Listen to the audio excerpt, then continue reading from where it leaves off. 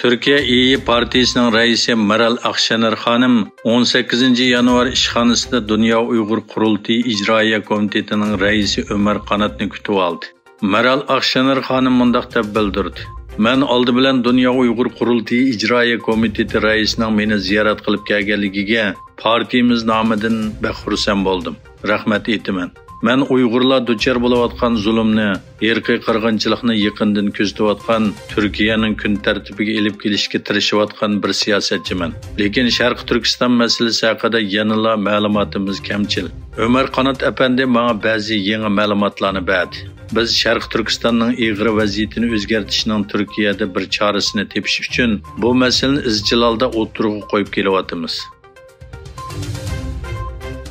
Egilinishçe, Xitayning an'anaviy yangi yili bo'lgan chag'alliq dam olishning oldingi bir haftada Xitoy virusi sababidan 10 mingdan ortiq odam o'lgan. Xitoy kasalliklarning oldini olish va kontrol qilish markazining bayonotiga qaraganda 13 yanvardan 19 yanvargacha 12658 odam virus sababidan o'lgan. Shunda qilib bu qitimqi yuqum to'lqinidan jazmlashtirilgan qizoq o'quvchilarning soni 72596 ga yetgan. Taliban vaqtli hukumatining muavin tashqi ishlar ministri Amirxon Muttaqi tashqi ishlar ministri Chingang bilan ko'rishganda Xitoy shirkatlaridan Afg'onistonga sog'an mablag'ini ko'paytirishni talab qildi. Taliban xabar agentligi Bag'dorning xabariga qaraganda Muttaqi bilan Chinning telefon suhbati taxminan 1 soat davomlashgan. O'tgan bir qancha yil Xitoyda darajadan tashqari boylarning bo'libmi o'yimlik bozordagi magentlarning kuni yaxshi o'tmadi. Bloomberg milliarderlar ko'rsatkichiga qaraganda o'yimlik shirkati Evergrandening lideri Xoykayanning sap boyligining qiymati 93% tuvanlagan.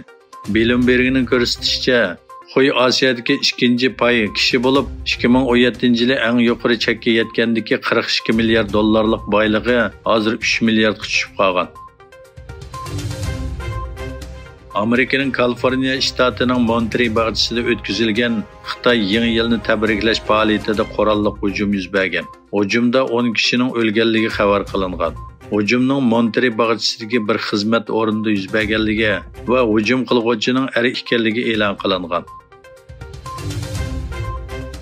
Qozog'istonning muavin bosh ministri Roman Skляр va Rossiya energiya shirkati Gazpromning mudiriyat raisi Aleksandr Milli Rossiyaning Peterburg shahrida ko'rishgan.